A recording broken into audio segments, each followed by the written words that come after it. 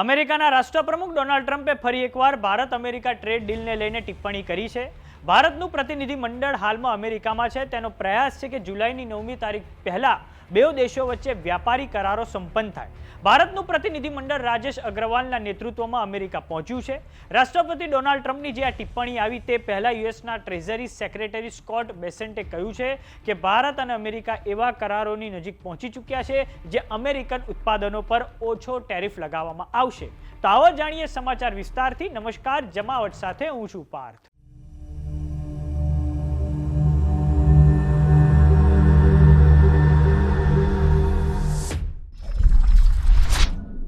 વૈશ્વિકીકરણના જમાનામાં કોઈ પણ બે દેશો વચ્ચે વ્યાપાર એ દ્વિપક્ષીય સંબંધોમાં મુખ્ય કરોડરજ્જુ સમાન છે.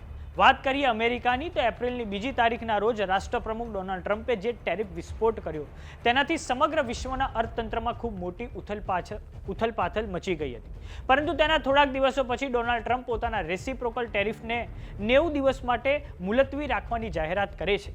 મોટાભાગના દેશોને જુલાઈની 9મી તારીખ સુધીનો સમય અમેરિકા સાથે દ્વિપક્ષીય વ્યાપારી કરારો કરવા માટેનો આપવામાં આવે છે. તો ભારતનું વ્યાપારી પ્રતિનિધિમંડળ રાજેશ અગ્રવાલના નેતૃત્વમાં અમેરિકા સાથે ટ્રેડ ડીલ કરવા અમેરિકા પહોંચી ચૂક્યું છે. બે દેશોના પ્રતિનિધિમંડળ વચ્ચે વાટાઘાટો ચાલુ જ છે. તો હવે ફરી એકવાર રાષ્ટ્રપ્રમુખ ડોનાલ્ડ ટ્રમ્પે ભારત સાથે ટ્રેડ ડીલને લઈને એરફોર્સ વનના વિમાનમાં પત્રકારોને એક નિવેદન આપ્યું છે, જેમાં તેમણે કહ્યું છે કે મને લાગે છે કે ભારત સાથે અમારે ડીલ થવા જઈ રહી છે. આ એક અલગ પ્રકારની ડીલ હશે. આ ડીલ એવા પ્રકારની હશે જેમાં અમે ભારતના માર્કેટમાં પ્રવેશ કરીશું અને કોમ્પિટ એટલે કે સ્પર્ધા કરીશું. જો કે હાલમાં ભારતને સ્વીકાર્ય હોય તેવું લાગી રહ્યું નથી, પરંતુ તે જલ્દીથી સ્વીકારી લેશે. તો આ સાંભળો યુએસના પ્રમુખ ડોનાલ્ડ ટ્રમ્પે શું કહ્યું છે. I think we're going to have a deal with India, possibly, and that's going to be a different kind of a deal. It's going to be a deal where we're able to go in and compete. Right now, India doesn't accept anybody in. I think India is going to do that, and if they do that, we're going to have a deal for much less tariffs. Rajesh અગ્રવાલના નેતૃત્વમાં જે ભારતનું પ્રતિનિધિ મંડળ છે તેણે અમેરિકામાં પોતાનું રોકાણ વધાર્યું છે, કેમ કે ભારત અને અમેરિકા બે દેશોનો પ્રયાસ છે કે 9મી જુલાઈની ડેડલાઇન પહેલા આ વ્યાપારી કરારો સંપન્ન થાય. જો અમેરિકા અને ભારત વચ્ચે કોઈ પણ ડીલ નક્કી નથી થતી તો હાલમાં ભારતની અમેરિકામાં થતી નિકાસો પર લાગે છે 10% ટેરિફ, અને આ પછી ટેરિફ સીધો વધીને થઈ જશે 27%.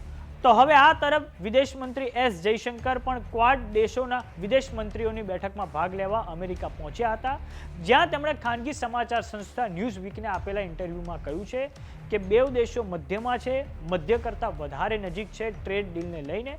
મને આશા છે કે બે દેશો વચ્ચે સફળતાપૂર્વક આ સંવાદ પૂર્ણ થશે.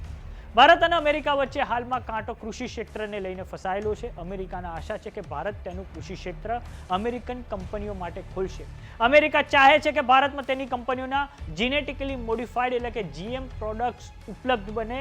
સાથે જ ઓટોમોબાઈલ અને વિસ્કીના સેક્ટરમાં પણ અમેરિકન કંપનીઓને એક્સેસ પ્રાપ્ત થાય.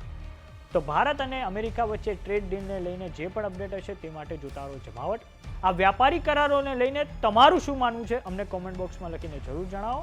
જો તમે અમને યુટ્યુબ પર જોઈ રહ્યા તો સબસ્ક્રાઇબ કરો. જો તમે અમને ઇન્સ્ટાગ્રામ અને ફેસબુક પર જોઈ રહ્યા તો ફોલો કરો. નમસ્કાર.